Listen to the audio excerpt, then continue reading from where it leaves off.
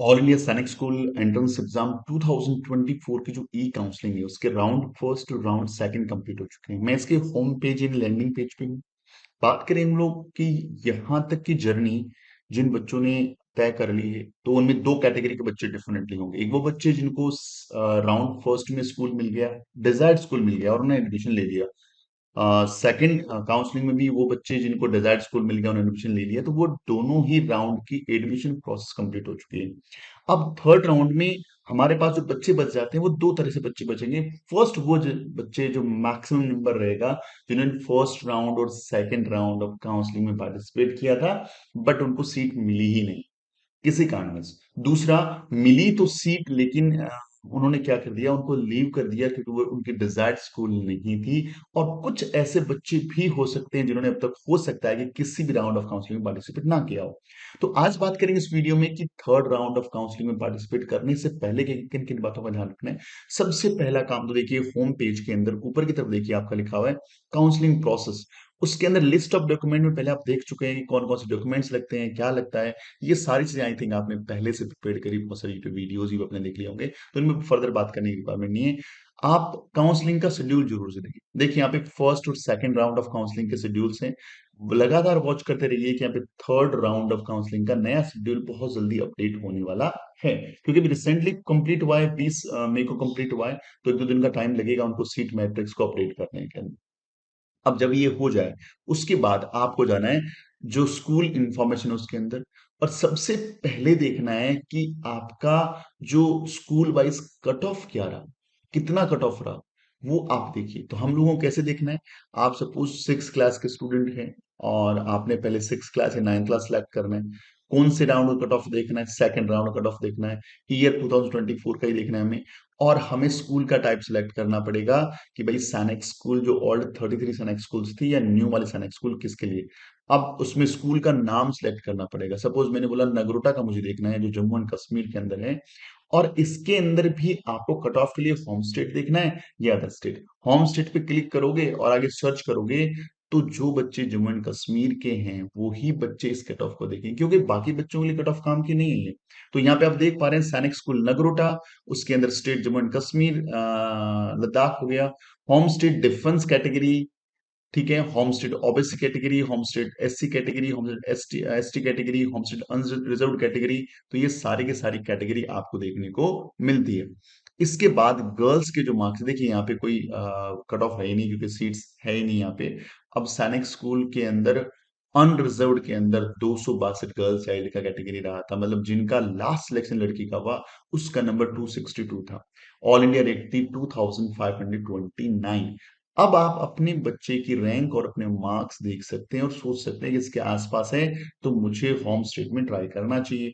Boys के लिए 250, rank 6291, 173, 48,136। देखिए ओबीसी वाले बच्चे को इतने कम मार्क्स मिल गया क्योंकि उस वहां पे ओबीसी को हो सकता है मेरिट अच्छी नहीं रही हो। इस ढंग से एससी का एसटी का इनको ऑब्जर्व करिए। ऑब्जर्व करिए जो जो आपके डिजायर्ड स्कूल से। अब आपको होम स्टेट नहीं अदर स्टेट देखना था कि भाई मैं तो दूसरे स्टेट का हूँ, नगरोटा के लिए अप्लाई करना चाहता हूँ, तो क्या करना है, तो यहाँ पे आप आइए और यहाँ पे देख लीजिए कि भाई गर्ल चाइल्ड के लिए क्या मेरिट रही थी, ऑल इंडिया रैंक क्या रही थी। अगली गर्ल चाइल्ड डिफेंस के लिए क्या रही थी, ऑल इंडिया रैंक क्या रही थी। तो ये सारी की सारी चीजें आपको पूरा एक पेज पे लिखना पड़ेगा, आपके बच्चे के मार्क्स देखने पड़ेंगे। और जो भी डिजायर्ड स्कूल, अब डिजायर्ड स्कूल कैसे सिलेक्ट करें, भाई मेरी डिजायर्ड मान लीजिए घोड़ा खाल है, लेकिन घोड़ा खाल में सीट्स ही नहीं है, तो डिजायर्ड स्कूल होने का फायदा क्या है। तो सबसे पहले आपको बार बार जाना है इस पे, हर एक स्कूल को यहाँ से सिलेक्ट करना है, और स्कूल को सिलेक्ट करके उसके बाद उसका क्या देखना है, आपको देखना है कि भैया उसका कितना मेरिट रहा। मैंने अभी जैसे झुंझुनू राजस्थान कोड रखा है, तो झुंझुनू राजस्थान का देखना है कि हाँ ये मेरिट है, ये रैंक है, ये गर्ल चाइल्ड का है, ये बॉयज का रैंक है, और आपने मार्क्स देख लिए। अब ये सारा कट ऑफ का मामला देखने के बाद आप आइए यहाँ पे स्कूल के अंदर कि यहाँ का सीट मैट्रिक्स कैसा है। या फिर यदि आप अदर स्टेट से हैं मान लीजिए, तो स्टेट वाइज पहले वैकेंसी देख लीजिए कि मैंने 6 क्लास सेलेक्ट किया, स्कूल का नाम सेलेक्ट किया, मान लीजिए मैंने कोराकुंडा सेलेक्ट कर लिया जो आंध्र प्रदेश के अंदर है, और मैंने इस पर क्लिक कर दिया। अब मेरे पास क्या आ गया ना, स्कूल की वैकेंसीज आ गई। स्कूल की वैकेंसीज आ गई कि भैया स्कूल का नाम कोराकुंडा है, आंध्र प्रदेश के अंदर है, फीमेल और मेल की बात कर रहे हैं। Total other state vacancy, other state की जानकारी दे रहा है। आप किसी भी इंडिया के स्टेट से बिलोंग करते हैं रदर देन आंध्र प्रदेश, तो आप यहाँ पे अप्लाई कर सकते हैं।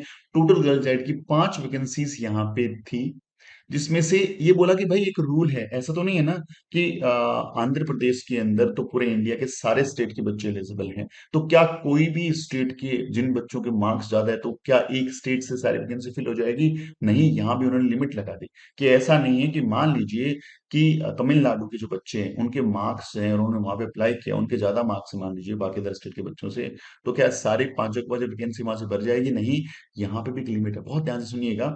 यहाँ पे एक ही सीट दी जाएगी किसी एक पर्टिकुलर स्टेट को। जितने भी बच्चे अप्लाई करते हैं जिनके ज्यादा मार्क्स हैं, अकॉर्डिंग टू उनके पास जितने एप्लीकेशंस आते हैं, तो उस स्कूल के अंदर हर एक स्टेट से, मान लीजिए यूपी के 5 बच्चों ने अप्लाई किया और 5 बच्चों के मार्क्स बाकी इंडिया के जो अदर स्टेट से बच्चों ने अप्लाई किया, तो क्या उन पांचों बच्चों को सीट मिल जाएगी? नहीं, ओनली यूपी से एक बच्चा लिया जाएगा, बाकी को नेग्लेक्ट कर दिया जाएगा।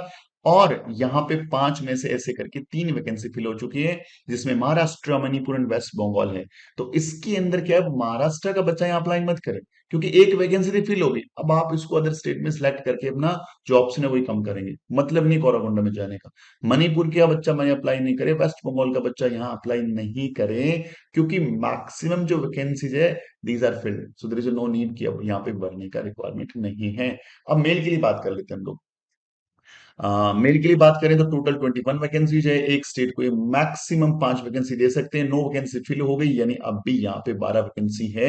बिहार की एक वैकेंसी फिल हुई है, यानी बिहार का बच्चा अप्लाई कर सकता है। 2 वैकेंसी फिल अभी हो सकती है, यहाँ के बच्चों को ले सकते हैं। इसी ढंग से चंडीगढ़ है, झारखंड है, कर्नाटक है, महाराष्ट्र, यूपी है, तो इन सब के अंदर बच्चे अभी अप्लाई कर सकते हैं। यूं बोलो ऑल ओवर इंडिया के बच्चे यहाँ अप्लाई कर सकते हैं। अब भी 12 वैकेंसीज आती है, तो ये पूरा लिस्टिंग करना पड़ेगा आपको। आप किसी भी यूट्यूबर के लिए या यूट्यूबर से या किसी इंस्टीट्यूशन पे मत डिपेंड रहिए। पहले थोड़ा बैठिए, अपने डिजायर्ड स्कूल्स देखिए कि हाँ भैया, पहले तो लिस्ट जो स्कूल है वो निकालिए, उसमें देखिए कि हाँ इन स्कूल में मुझे सीट मिलती है तो जाना है, और जिनमें नहीं जाना उनकी वैकेंसी या उनकी मेरिट लिस्ट देखने को कोई फायदा भी नहीं। आप वो स्कूलें 10 15 20 स्कूलें सिलेक्ट करिए, चाहे वो गवर्नमेंट वाली हो चाहे वो प्राइवेट वाली हो। गवर्नमेंट प्राइवेट का मतलब जो न्यू सैनिक स्कूल हो या ओल्ड सैनिक स्कूल हो, वहां पे जाकर के पहले देखिए कि कौन कौन स्कूल आपको लेनी है। फिर जितनी आपको 14 मान लीजिए फिल करना है ना, तो आप कम से कम 25 का रिसर्च करें। फिर जो आपके काम के लिए उनको हटाइए और फिर उनको फिल करिए, तो आपके बहुत अच्छे चांसेस मिल जाएंगे कि यहाँ से आप चीजों को देख पाएंगे। आपने अब सीट मैट्रिक्स देख लीजिए। सीट मैट्रिक्स के अंदर भी सीटों का जो कैलकुलेशन है वो हमें देखने को मिलता है सैनिक स्कूल में। तो ये सीट मैट्रिक्स, सारे स्कूल वाइज सीट मैट्रिक्स आपके सामने आगे, भैया किस में कितनी सीट्स अभी वैकेंट हैं, किसके लिए आप कितना भी अप्लाई कर सकते हो, तो these are the seat matrix for the every school, है ना। तो ये सीट मैट्रिक्स आपके पास है। सीट मैट्रिक्स देखिए 5 है, 24 है, 32 है, 34 है, 39 है। तो कई स्कूलों में काफी अच्छी सीट्स पड़ी हुई, कई स्कूलों में काफी सीट्स पड़ी हुई। और मैं यदि मान लीजिए यहाँ पे न्यू सैनिक स्कूल चूज करूँ, तो मुझे लग रहा है यहाँ पे नंबर ऑफ स्कूल सीट्स बहुत ज्यादा है। देखिए यहाँ पे देखिए टोटल काउंटिंग 73, 19, 188 अभी पंजाब वाले में है। 188 सीटें पड़ी है, 80 है, 85 है, 75 है, 170 है। तो बहुत सीटें पड़ी है अभी। कोई टेंशन वाली बात नहीं है, आराम से अप्लाई करिए, you will definitely get A seat in any school. तो ये चीजें आपने करनी है, ठीक है। स्कूल का यदि इंफॉर्मेशन नहीं है तो इंफॉर्मेशन जाकर के स्कूल के बारे में आप इंफॉर्मेशन ले सकते हैं। स्कूल का आप स्कूल कैसे रेजिडेंशियल है या नहीं है, कहाँ पे एग्जिस्ट कर रहा है, इसका वेबसाइट क्या है, मेल आईडी, कॉन्टेक्ट नंबर क्या है। तो उन सारे स्कूलों की लिस्टिंग यहाँ पे दे रखी है, हर स्कूल के बारे में। हर स्कूल के बारे में न्यू सेलेक्शन जितनी भी खुली है उन सब के बारे में पूरी इंफॉर्मेशन है। यहाँ से मेल करिए, कॉल करिए, पता करिए, जो चीजें आपके लिए रिक्वायर्ड है ना। देखिए डेकम रेजिडेंशियल स्कूल है, तो यहाँ पे रेजिडेंस की प्रॉब्लम आ सकती है आपको, तो डेफिनेटली पता करिए। ऐसा नहीं है कि लिस्ट में देखा फॉर्म फिल कर दिया, आगे आपको लग रहा है कि सीट्स मिल गई, वहां जाके देखते हैं कि आपके बच्चे के अकॉर्डिंग वो चीजें है ही नहीं, तो बताइए क्या काम की स्कूल। तो डेफिनेटली चीजों को थोड़ा रिसर्च करके करिए, ताकि थोड़ा अच्छा रहेगा और आप चीजों को अच्छे ढंग से कर पाएंगे। तो ये कुछ बेसिक इंफॉर्मेशन है जो आपको थर्ड राउंड ऑफ काउंसलिंग से पहले जान लेनी है। पता कर लेना, बाकी कुछ ज़्यादा रिसर्च नहीं करना। इसका जो होम पेज है लगातार उसको विज़िट करते रहिए, यहाँ पे राउंड ऑफ काउंसलिंग का डेट पता करते रहिए और फिर भी आपके कुछ क्वेरीज़ हैं, कुछ पूछना चाह रहे हैं, आप जानना चाह रहे हैं, तो हमारे जो आप इसके डिस्क्रिप्शन में हमारे कॉन्टैक्ट नंबर गिवन होंगे, वहाँ पे व्हाट्सएप ड्रॉप करके छोड़ दीजिए जो भी आपकी क्वेरी है। Will try our level best कि आपको हम लोग बेस्ट से बेस्ट आंसर और एकदम ऑथेंटिफाइड आंसर आपको दे पाएँ और आपकी हेल्प कर पाएँ। उम्मीद करता हूँ वीडियो अच्छा लगेगा, फ्रूटफुल रहेगा। मिलते हैं अगले वीडियो में, तब तक अपना ख्याल रखें, दूसरे पढ़ाई के लिए wishing you very all the best. जय हिंद, जय भारत।